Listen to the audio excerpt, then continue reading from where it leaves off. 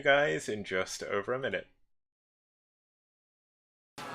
What I want you to want, what I want you to feel, but it's like no matter what I do, I can't convince you to just believe this is real. So let go, I'm watching you, turn your back like you always do, face away and pretend that I'm not, but I'll be here cause you're all that I got. I can't feel the way I did before, don't turn your back on me, I won't be ignored, time won't take this damage anymore, don't turn your back on me, I won't be ignored. A little bit insecure, a little unconfident, cause you don't understand to do what I can, but sometimes I don't make sense. I am what you never want to say, but I've never had a doubt. It's like no matter what I do, I can't convince you for once just to hear me out. So let go, watching you, turn your back like you always do, face away and pretend that I'm not, but I'll be here cause you're all that I got. It's showtime.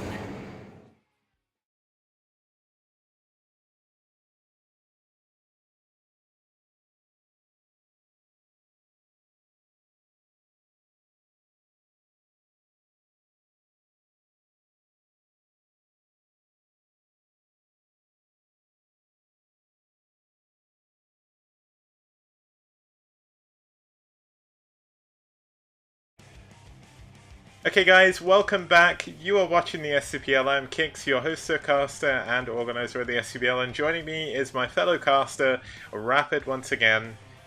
And we That's me. Yep. Sorry, I cut you off, but yeah.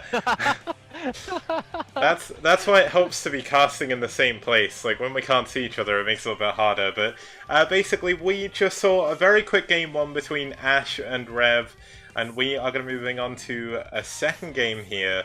Now, this game is actually game 4, so it's going to be on Flight-Dreamliner instead. And let's move on over to the overlay and introduce our players.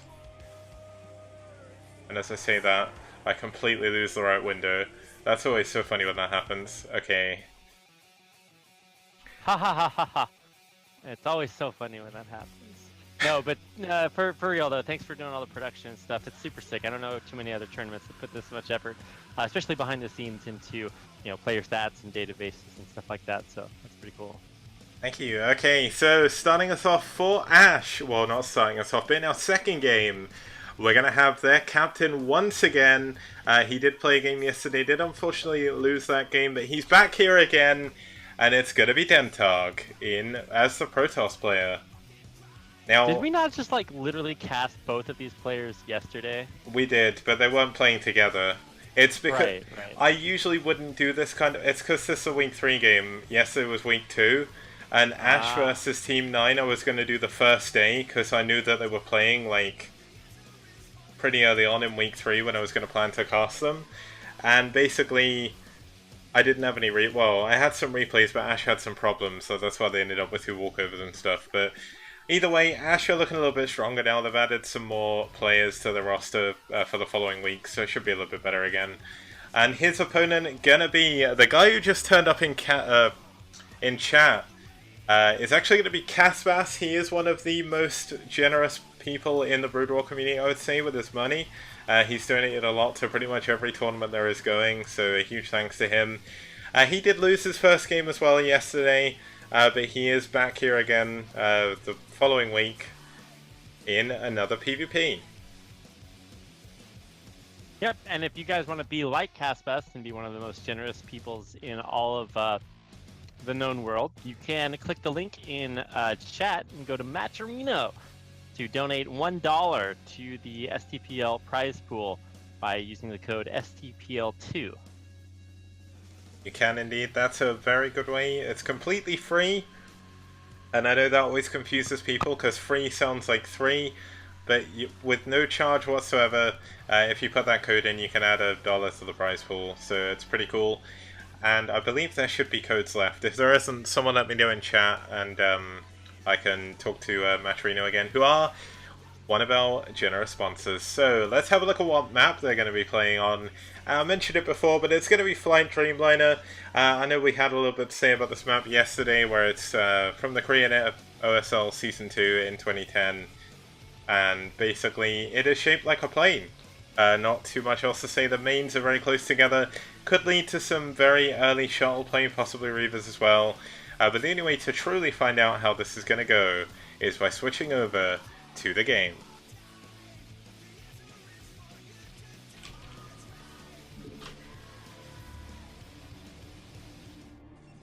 And starting us off here in the 3 o'clock position, we do have the yellow Protoss fighting for ReV.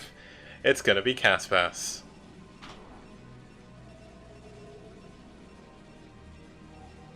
Yep, and his opponent is, of course, aSh's Dentarg in the.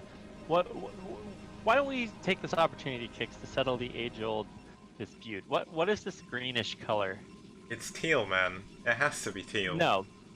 Okay, so I want you to pull up like another window and type in teal, and it's clear that if you also pull up another window and type in seafoam, it's closer to that color. It's actually closer to seafoam than it is to teal. 100%. Teal is more of a blue, seafoam's more of a green. That's all I'm trying to say. Yeah. In fact, somebody find a site or something that if I can take a screenshot. There's a color chooser. I've got one I can link you to. Yeah, okay, well, we need to do that to get to the bottom of this because I'm tired of people saying that this color is teal when it's clearly not. I understand that color blindness is a thing, and I'm not trying to be insensitive, but we need to have an objective authority on these things.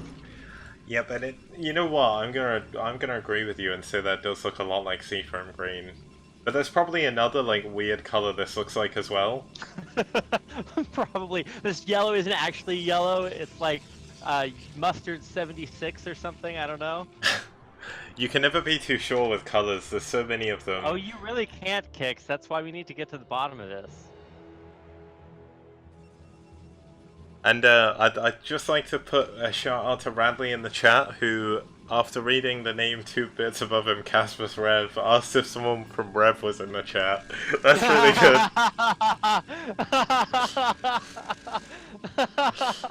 Wrecked. Oh man, sorry Radley. I do that almost every day. That's hilarious. I'm glad it's not only me. Yeah, especially with the heat as well, it's really hard to concentrate right now. Especially at work, I've been struggling so much. But either way, we made it through the day, and we're back again casting, so it isn't too bad. That's true. And this is early game PvP, so because they're doing basically the same kind of build, it's not like we see anything like super drastic. I'm not, we're not missing anything. But why don't they talk about the game and the glory that is early game PvP? Because it's not much is happening right now. That's the good way to put it. Yeah, I mean, we do have, like, the probes stayed alive a little bit longer. Well, the probes are alive in both their bases. Zealots take forever to catch probes, so kind of hard for either player to do anything, although it looks like Caspas, with a little bit of miss micro, was trying to catch the probe, actually lost his probe in the main, so that's going to be a pretty big advantage for Dentarg. Yeah, I mean, that's... Honestly, probes are a little bit insane with how much scouting information they can get and how much, how long they can stay alive with their shields recharging and faster acceleration and things like that. So if you have one, then it's just great and super... crazily good, but if you then lose that, especially against the Protoss opponent, this is when you just like instantly throw down the Dark Shrine and you're just like, okay, well, sucks to lose your probe, man, and then you lose the DTs. Yeah, but we do have that first Dragoon. That's going to clean up Dentarg's probe as well, so both of them are going to be pretty much physically blind now. Both of them are building their third pylon, going for Dragoon range, so exactly mirror builds from both players. But somehow Caspas is one probe ahead. And he has been for quite a while, so... I don't know how... Yeah, okay, so forget everything that we just said, because apparently losing a probe gives you a one probe advantage. I don't know how that works. I would generally have thought it was the other way around, but... Wait, unless it's... He built his second Dragoon later, so I guess he got the extra probe first before the Dragoon, whereas Dentarg must have gone for the Dragoon first. Like... It's really weird, because looking at the game from like an abstract perspective like we do, it's really hard to see the minor differences, because we see the whole game. But if you were to like sit there and just stare at one building the entire time, you'd probably be able to figure out all the differences. But we gotta I'll never forget the first time a pro gamer said that the build only works if you do if you like get this work, if you like wait 10 seconds after building a worker and then build something else and then build your next worker instead of just keeping worker production going. I'm like, Oh! for a second I thought, oh my god, this micro up the ramp is actually insane. Missed shots from the ground actually don't actually, so the miss chance doesn't actually trigger. Wow, so great low ground Dragoon micro there. That was actually really good. But getting up the ramp into the main is not actually going to work at all because everything will die because of it. So that's a great defense by Dentarg. It was, but the fact that Dentarg pulled away that one hurt Dragoon and blocked the ramp was really cool. But we do see 3 Gateway Robo coming up for both players still, so they are literally both just going mirror builds forever. Although we do have an OBS already up for Caspas, and he is going into Robotic Support Bay as well. Meanwhile, we only have the Observatory here for Caspas, so that's kind of cool. And that's because Caspas lost all of his Dragoons, so he had to remake extra Dragoons, and because Dentarg didn't, he skipped 1 or 2 Dragoons and is able to get that support bay up instead. So that's going to make any Robotech much, much later here for Caspas. He'll have an Observer out, which will be able to see all the units that are about to kill him. Although this could be a very, very close fight, as long as he micros this correctly, he should be able to win. And it looks like he will. Dentarg's being forced back. He's still got a... Well, I say that he had a supply lead, now he doesn't. And the first OBS is already out for Caspas. Do we see the same for Dentarg? It doesn't look like it. I think he's going straight into ReV. Yeah. Oh, he does have an OBS. Okay. Ignore everything I just said. I was just going to let you dig yourself even deeper. But the first Reapers is just now popping out for Dentarg. He has another one already queued. So this guy is rolling in money, and actually kind of interesting to see him just go for 2 Reavers instantly instead of like Reaver and a shuttle. It's unreal how much better a shuttle in a Reaver is, or a Reaver in a shuttle is, than just a Reaver. It's just not even close. So I guess one of the main he's just things... gonna play super defensive and get his expo up. Yeah, he's playing super defensive. He doesn't really know what his opponent's doing anymore. He did just get a scout on the main base, so he at least believes for the time being that there's no robo from his opponent, so he's probably expecting a big bust at his front. Yeah, I mean, that's not a bad decision to make. Like, it's the double quotes, like, wrong decision here because he's preparing for something that's not happening, but he is prepared for that, right? And anytime I see a game like the one that we just cast before this, I'm always happy to see a game that illustrates what it looks like when a player does prepare for what could kill them. And Dentarg is just like super locked down. Everything is exactly the way that it should be in his bases. The only thing he's a little bit light on is detection at his front. He does have an observer, but it's in the main, and he's bringing it actually back right now so that it can see if there's a DT about to run in. So he's right on point of all of his timings. He has pylons scouting the perimeter, which is close by air on Dreamliner. So if there's a shuttle with a Reaver about to fly in, he should be able to see that in enough time. I think he actually went for... No, he actually still only has 1 observer, so there could be the potential for a lot of DT damage, but neither player went DTs, so it's not a super big deal. Yeah, one thing I did catch, but didn't really say too much about, is Dentarg did catch one of Caspas' observers. Now, unlike if it's on the other coin, he's not actually building anything else from his robo, so he should really replace that observer. But Dentarg going to move in. One other thing I noticed was Dentarg pulled his probes immediately as soon as the Nexus was finished, but Caspas waited a while to actually transfer anything, so that is going to lead to a little bit of a disadvantage. But Caspas, even though the fact he's queuing quite a few probes at the moment, is ahead in supply.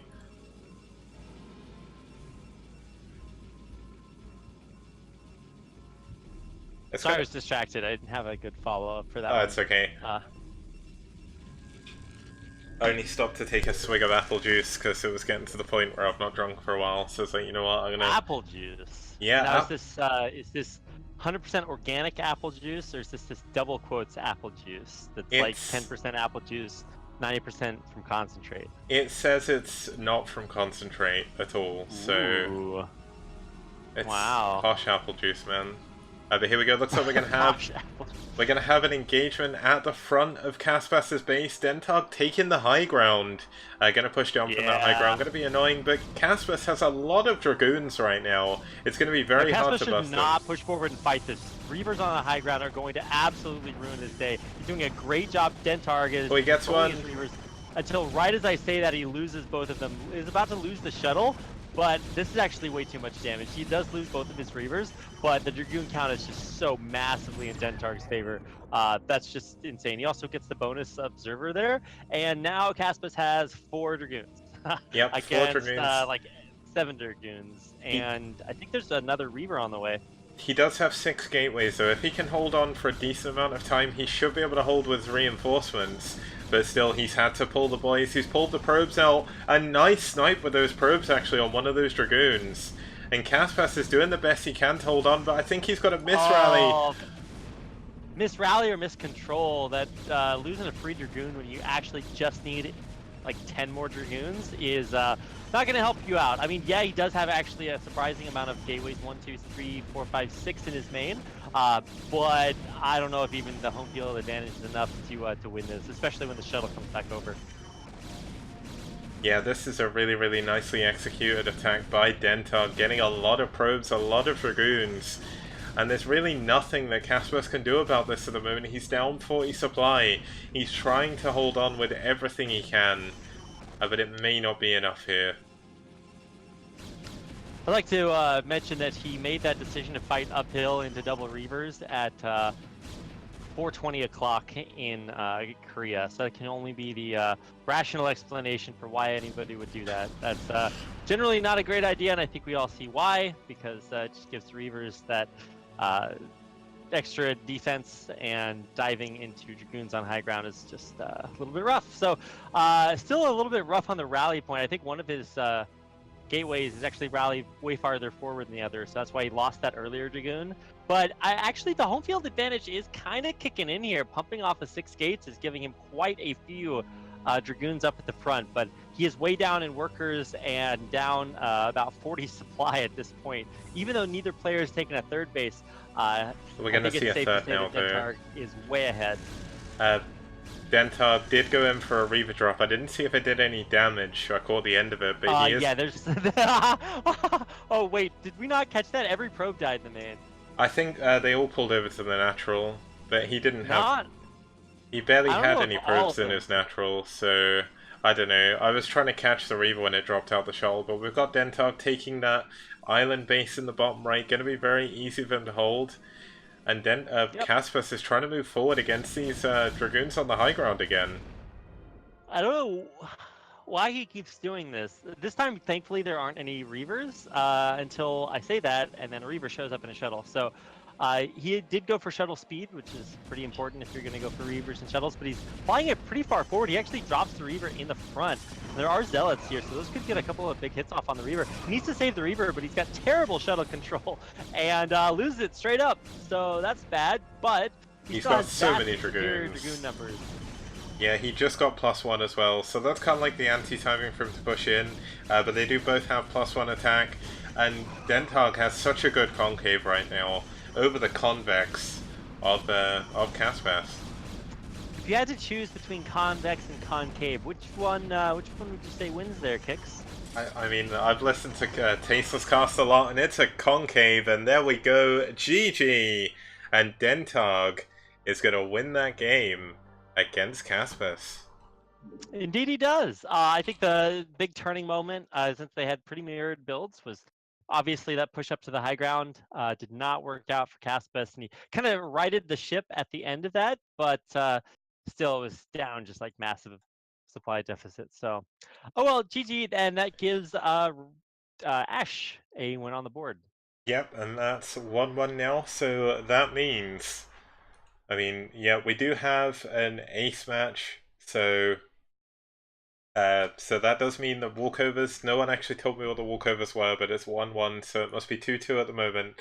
But for the benefit of today, we're just going to call it a best of 3, and I'll figure that out afterwards. So I'm hosting up the replay, so I can find out who's actually playing, because one thing that the people watching may not know is I do not know who is in the ace match, or if there is an ace match, until I check the replay folder. So I didn't want to spoil any of the things, because it'd be different if I was organizing it and I'm not casting it, but it's really hard to know to not spoil it somehow if you know that there's going to be an ace match at the end.